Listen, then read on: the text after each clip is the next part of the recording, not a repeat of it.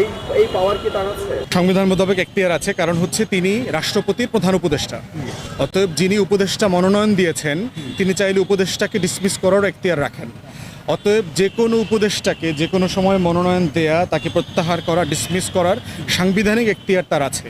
অতএব এই আশঙ্কা উড়িয়ে দেওয়া যায় না, কারণ হচ্ছে সে একটা দুর্নীতিবাজ লোক, সে একটা অবৈধ সংসদ দ্বারা নির্বাচিত লোক, এবং সে হাসিনার একটা গোলাম এবং এসালমের কর্মচারী। এগুলো যেন আমরা ভুলে না যাই। এই প্রত্যেকটা জিনিস হচ্ছে বাংলাদেশের নতুনভাবে স্বাধীন হবার এবং দেশকে স্বাধীন রাখার যে লড়াই, গণ অভ্যুত্থান, তার সাথে সাংঘর্ষিক। তাই এই আশঙ্কা কোনোভাবে উড়িয়ে দেওয়ার সুযোগ নেই।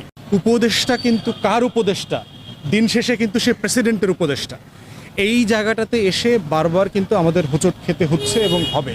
অতএব যারা এই সরকারকে সফল হোক চান, আমরা যারা চাই এই সরকার দীর্ঘমেয়াদে বাংলাদেশে সংস্কার যেগুলো করা দরকার ছিল সেগুলোতে হাত দেবেন এবং একটা সুষ্ঠু নির্বাচনের পথ বাতলে দেবেন, তাদের জন্য এটা খুবই জরুরি হয়ে গেছে যে এই দুইটা পদ্ধতির যে কোনো একটা পদ্ধতিতে প্রেসিডেন্টকে সরিয়ে দিয়ে এবং আরও যে গুরুত্বপূর্ণ জায়গাগুলো সচিবালয় এবং আর্মড ফোর্সে, সশস্ত্র বাহিনীতে গুরুত্বপূর্ণ রদবদল করে একটা স্থিতিশীল পরিবেশ তৈরি করাটা খুবই জরুরি আমাদের সবার জন্য, শহীদের আত্মার জন্য, হাজার হাজার মানুষের খুনের ন্যায়সঙ্গত ন্যায্য বদলা নেওয়ার জন্য। দেখেন যে হাসিনা পালিয়ে যাওয়ার পরে এবং সংসদ বিলুপ্ত হয়ে যাওয়ার পরে টেকনিক্যালি বাংলাদেশের সব দায়িত্বে কিন্তু এখন প্রেসিডেন্ট পালন করতেছে অথবা তার নামে পালিত হচ্ছে।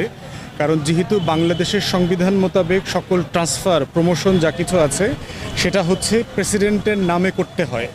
আপনারা যারা যদি অনলাইনে কখনো দেখে থাকেন, প্রমোশন এবং ট্রান্সফারের কোনো চিঠিপত্র দেখে থাকেন, সেখানে লেখা থাকে যে মহামান্য রাষ্ট্রপতির আদেশক্রমে এই করা হইলো, সচিব করা হইলো, সেনাপ্রধান করা হইলো, বিমান বাহিনী প্রধান করা হইলো, অমুক জায়গায় ট্রান্সফার করা হইলো, সচিব পদে পদায়ন দেওয়া হইলো।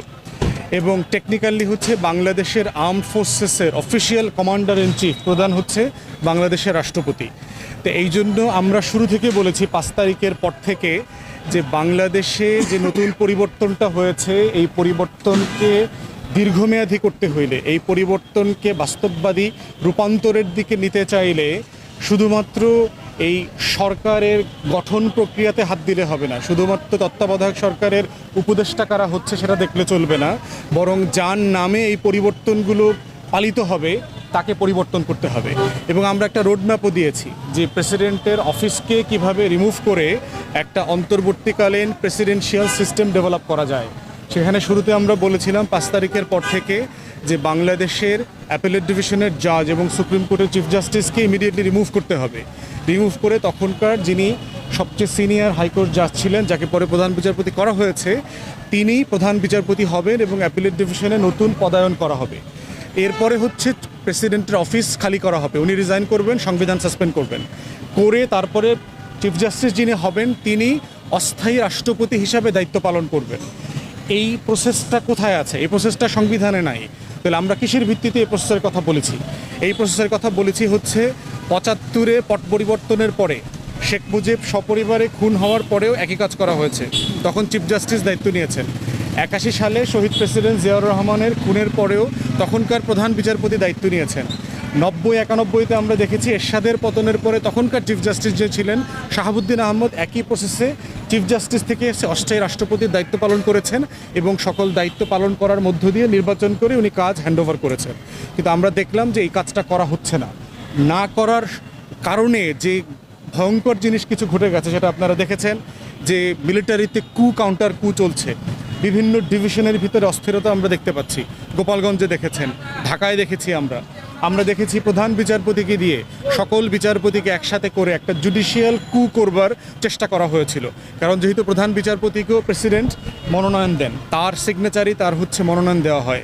তো এই একটার পর একটা কাউন্টার যে অস্থিরতাটা চলছে, এটা যদি বন্ধ করতে হয়, এখনও যত প্রশাসনিক পরিবর্তন হচ্ছে বিশেষ করে সেনাবাহিনীতে এবং যেগুলো করা দরকার, আমরা দেখেছি অধিকাংশ গুরুত্বপূর্ণ জায়গায় এখনও আগের আমলের মানবাধিকার লঙ্ঘন করেছে, গুম খুনের সাথে জড়িত ছিল এমন সেনা সদস্যরা এবং যে সকল ডিসিএসপিরা, এই সকল ওসি এবং টিএনওরা যারা গুম খুনের সাথে জড়িত ছিল, যারা এই গণ অভ্যুত্থানে হাজার হাজার ছাত্র হত্যার সাথে জড়িত ছিল, তাদেরকে এখনও সরানো হয় নাই। সরানো না হওয়ার কারণে যেটা হচ্ছে, প্রশাসনে কিন্তু একটা অস্থিরতা চলছে। অতএব প্রেসিডেন্টকে সরিয়ে দেওয়াটা খুব জরুরি হয়ে গেছে। এখন তাহলে অপশন কি হইতে পারে? দুইটা অপশন আছে আমাদের সামনে। একটা হচ্ছে আগের যে ফর্মুলার কথা বলেছি তার উপরে ভিত্তি করে এখন চিফ জাস্টিস যিনি আছেন ওনাকে অ্যাক্টিং প্রেসিডেন্ট করে দেওয়া। ইমিডিয়েটলি সেকেন্ড জুনিয়র জাজ যিনি আছেন মিস্টার জাস্টিস জুবাইর রহমান চৌধুরী, উনি তখন ভারপ্রাপ্ত প্রধান বিচারপতির দায়িত্ব পালন করবেন। দ্বিতীয় অপশন হচ্ছে কনস্টিটিউশন সাসপেন্ড করে কেয়ারটেকারের যিনি চিফ আছেন ডক্টর মোহাম্মদ ইউনূসকেই ভারপ্রাপ্ত অন্তর্বর্তীকালীন সরকার প্রধান হিসাবে ঘোষণা করা। প্রধান উপদেষ্টা না, সরকার প্রধান হিসাবে ঘোষণা করা। উপদেষ্টা কিন্তু কার উপদেষ্টা? দিন শেষে কিন্তু সে প্রেসিডেন্টের উপদেষ্টা। এই জায়গাটাতে এসে বারবার কিন্তু আমাদের হোঁচট খেতে হচ্ছে এবং হবে। অতএব যারা এই সরকারকে সফল হোক চান, আমরা যারা চাই এই সরকার দীর্ঘমেয়াদে বাংলাদেশে সংস্কার যেগুলো করা দরকার ছিল সেগুলোতে হাত দেবেন এবং একটা সুষ্ঠু নির্বাচনের পথ বাতলে দেবেন, তাদের জন্য এটা খুবই জরুরি হয়ে গেছে যে এই দুইটা পদ্ধতির যে কোনো একটা পদ্ধতিতে প্রেসিডেন্টকে সরিয়ে দিয়ে এবং আরও যে গুরুত্বপূর্ণ জায়গাগুলো সচিবালয় এবং আর্মড ফোর্সে সশস্ত্র বাহিনীতে গুরুত্বপূর্ণ রদবদল করে একটা স্থিতিশীল পরিবেশ তৈরি করাটা খুবই জরুরি আমাদের সবার জন্য, শহীদের আত্মার জন্য, হাজার হাজার মানুষের খুনের ন্যায়সঙ্গত ন্যায্য বদলা নেওয়ার জন্য। রাষ্ট্রপতি কি ডক্টর ইউনূসকে অবৈধ বলতে পারেন যে কোনো সময়? এই পাওয়ার কি তার আছে? সংবিধান মোতাবেক এখতিয়ার আছে, কারণ হচ্ছে তিনি রাষ্ট্রপতির প্রধান উপদেষ্টা। অতএব যিনি উপদেষ্টা মনোনয়ন দিয়েছেন তিনি চাইলে উপদেষ্টাকে ডিসমিস করার এখতিয়ার রাখেন। অতএব যে কোনো উপদেষ্টাকে যে কোনো সময় মনোনয়ন দেয়া, তাকে প্রত্যাহার করা, ডিসমিস করার সাংবিধানিক এখতিয়ার তার আছে। অতএব এই আশঙ্কা উড়িয়ে দেওয়া যায় না, কারণ হচ্ছে সে একটা দুর্নীতিবাজ লোক, সে একটা অবৈধ সংসদ দ্বারা নির্বাচিত লোক এবং সে হাসিনার একটা গোলাম এবং এসালমের কর্মচারী। এগুলো যেন আমরা ভুলে না যাই। এই প্রত্যেকটা জিনিস হচ্ছে বাংলাদেশের নতুনভাবে স্বাধীন হবার এবং দেশকে স্বাধীন রাখার যে লড়াই, গণ অভ্যুত্থান, তার সাথে সাংঘর্ষিক। তাই এই আশঙ্কা কোনোভাবে উড়িয়ে দেওয়ার সুযোগ নেই। অবদানের জায়গা হচ্ছে আমাদের প্রবাসী ভাই বোনরা। তারা অসাধারণ আন্দোলন করেছেন, অসাধারণ। পৃথিবীর যে সকল দেশে মিটিং প্রতিবাদ করা ন্যায্য, সেই সকল দেশে দেখেছি আমরা ইউরোপের দেশগুলোতে অ্যাম্বাসির সামনে প্রবাসীরা দিনের পর দিন, রাতের পর রাত মিছিল করেছেন, স্লোগান দিয়েছেন। আমরা দেখেছি বিভিন্ন কারখানাতে আমাদের প্রবাসী ভাই বোনরা একসাথে হয়েছেন, মিছিল করেছেন, হাসিনা সরকারের বিরুদ্ধে স্লোগান দিয়েছেন। আমরা দেখেছি ওনারা যে রেমিটেন্স শাটডাউন করেছেন, ওনারা কিভাবে একটা রাষ্ট্রের অর্থনীতিকে চ্যালেঞ্জ করবার সুযোগ আছে হাসিনার মসনদ কাঁপিয়ে দেওয়ার জন্য। এবং আমরা দেখেছি 2 থেকে 3 সপ্তাহের ভিতরে কীভাবে রেমিটেন্সে প্রায় 15%, 20% শাটডাউন হয়ে গেছে এবং আমরা দেখলাম যে এতে অর্থনীতিতে ব্যাপক প্রভাব পড়েছে। অতএব আমরা খুবই কৃতজ্ঞ যে আমাদের প্রবাসী ভাই বোন শ্রমিকরা যারা বিভিন্ন দেশে যার যার জায়গা থেকে প্রতিবাদ করেছেন, রেমিটেন্স যোদ্ধা হিসাবে আপনারা স্ট্রাইক করেছেন, কারফিউ দিয়েছেন, টাকা পাঠান নাই, তাদের প্রতি আমরা কৃতজ্ঞ।